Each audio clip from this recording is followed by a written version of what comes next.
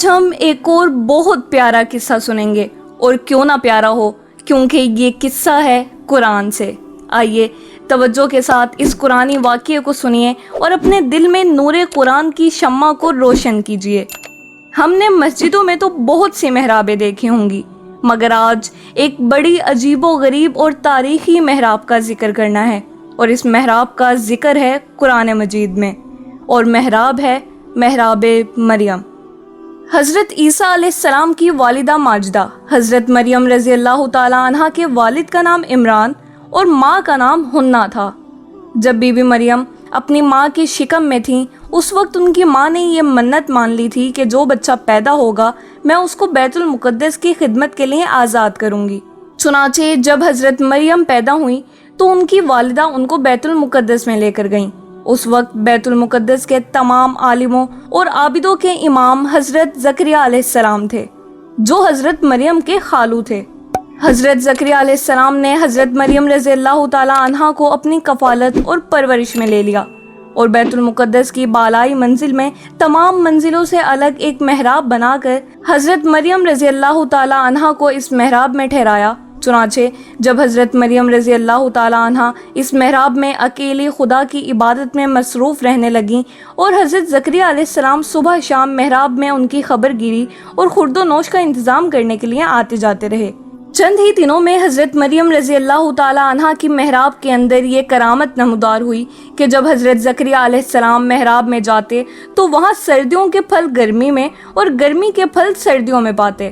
حضرت زکریہ علیہ السلام حیران ہو کر پوچھتے کہ اے مریم، یہ پھل کہاں سے تمہارے پاس آتے ہیں؟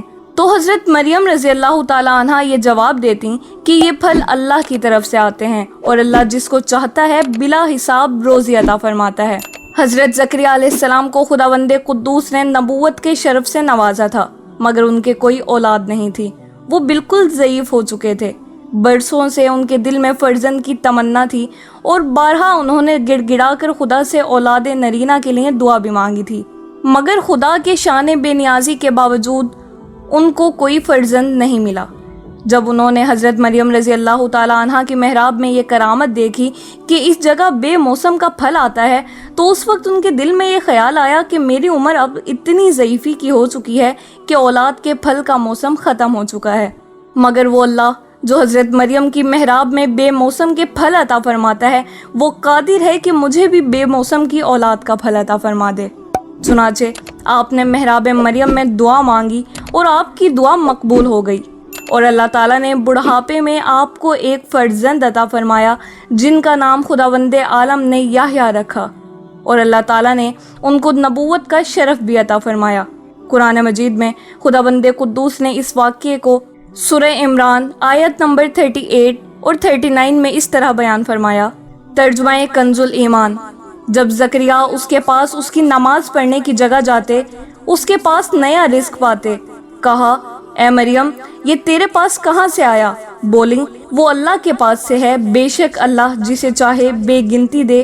یہاں پکارا زکریا اپنے رب کو، بولا اے رب میرے، مجھے اپنے پاس سے دے ستھری اولاد، بے شک تو ہی ہے دعا سننے والا۔ تو فرشتوں نے اسے آواز دی، اور وہ اپنی نماز کی جگہ کھڑا نماز پڑھ رہا تھا۔ بے شک اللہ آپ کو مزدہ دیتا ہے یحییٰ کا، جو اللہ کی طرف سے ایک کلمے کی تصدیق کرے گا، اور سردار اور ہمیشہ کے لیے عورتوں سے بچنے والا، اور نبی ہمارے خاصوں میں سے۔ جی تو اسلامک آئیکن کے ناظرین، آپ نے یہ واقعہ سنا، آپ نے یہ خوبصورت محراب کے بارے میں قصہ سنا، اس سے ہمیں کیا کچھ سیکھنے کو مل رہا ہے؟ آئیے کچھ مدنی پھول قرآن پاک کے اس واقعے سے آپ کی طرف بڑھاتی ہوں، آپ بھی اپنے دل کے مدنی گلدستے میں سجاتے جائیے۔ اس واقعے سے بہت سی عبرتوں کی تجلی ہوتی ہے، جن سے ہر مسلمان کو سبق حاصل کرنا بہت ضروری ہے۔ واقعہ مذکورہ سے معلوم ہوا کہ حضرت مریم رضی اللہ تعالیٰ عنہ صاحب کرامت اور مرتبہ ولایت پر فائز ہیں، کیونکہ خدا کی طرف سے ان کی محراب میں پھل آتے تھے، اور وہ بھی سردی کے پھل گرمی میں اور گرمی کے پھل سردی میں۔ یہ ان کی ایک بہت ہی عظیم الشان اور واضح کرامت ہے، جو ان کی ولایت کی شاہد عدل ہے۔ اس واقعے سے یہ بھی ثابت ہوا کہ اللہ والے یا اللہ والیاں جس جگہ عبادت کریں، وہ جگہ اس قدر مقدس ہو جاتی ہے کہ وہاں رحمت خداوندی کا نزول ہوتا ہے، اور وہاں پر دعائیں مقبول ہوا کرتی ہیں، جیسا کہ حضرت زکریا علیہ السلام کی دعا محراب مریم میں مقبول ہوئی۔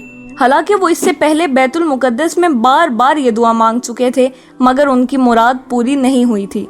تو اس واقعے سے ہمیں یہ سیکھنے کو ملتا ہے کہ جہاں اللہ کے مقبول بندے اور مقبول بندیاں چند دن بیٹھ کر عبادت کریں، جب ان جگہوں پر دعائیں مقبول ہوتی ہیں تو ان مقبولان بارگاہ الہی کی قبروں کے پاس، جہاں ان بزرگوں کا پورا جسم برس ہا برس تک رہا ہے، وہاں بھی ضرور دعائیں مقبول ہوں گی۔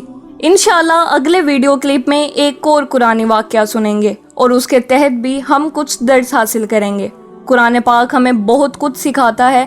قرآن پاک پڑھتے جائیے، سنتے جائیے، سیکھتے اور سمجھتے جائیے اور قرآن سے اپنے دلوں کو منور کرتے جائیے۔ اللہ تعالی ہم سب کو قرآن کریم سے سچی محبت عطا فرمائے۔ آمین ثم آمین۔